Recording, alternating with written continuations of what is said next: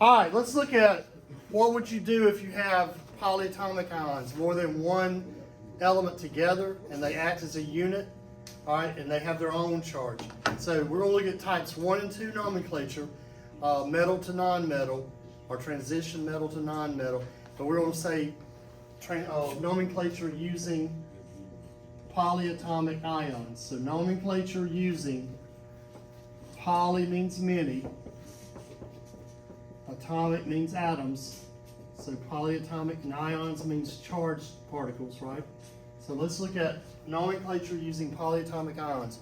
You've done the hard part by learning type 1 and type 2 nomenclature, right?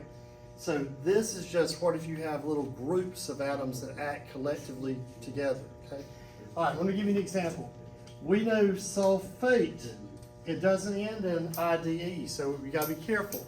If it's 8, it's not I, so you say, oh, that must be one of our polyatomic ions. So sulfate, if you look on your chart, it has a -2. The whole thing has a -2 charge, and the formula for sulfate is SO4. So I would give you a list of common polyatomic ions, and you'd be able to find the formula for sulfate, okay? All right, one thing that we use common in lab is calcium sulfate. So let's say that you have to write the formula for calcium sulfate. First of all, I know that's a type 1 compound because it's just an ordinary metal. Calcium is just group 2. And here, it doesn't say sulfide. So it's not plain sulfur, it says sulfate. So it must be a polyatomic ion. But you're going to do the same rule that you did for type 1 when it was not a polyatomic ion. So watch carefully. You always write the symbol and the charge, and then here I gotta write the symbol and the charge. All right, this charge is for that whole compound, that whole SO4. Okay, so when I drop this 2 down, all right, it's got to apply to this whole thing.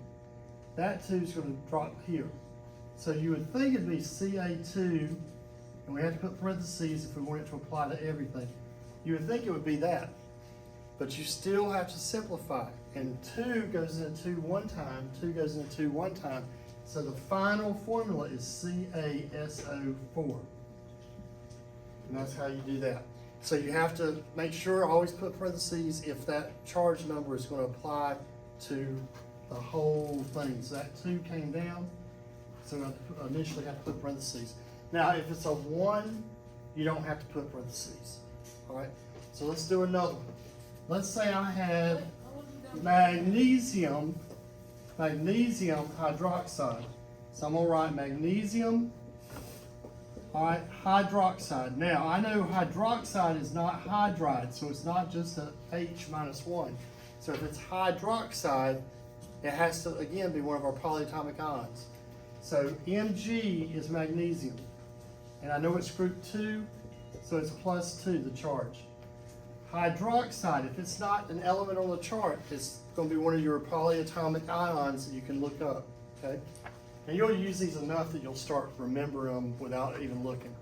But hydroxide is OH-1. Again, I have to crisscross as usual, right? I don't write a 1 because it's understood, so the Mg stands alone. I don't have to write a 1. That 2 has to apply to this whole polyatomic ion. So if it applies to everything, that's when you put parentheses around it. So you're going to do parentheses OH, close parentheses 2. So that's a good example of when do I put parentheses. You have to add parentheses if that charge number is going to drop down and have to apply to more than one element. All right?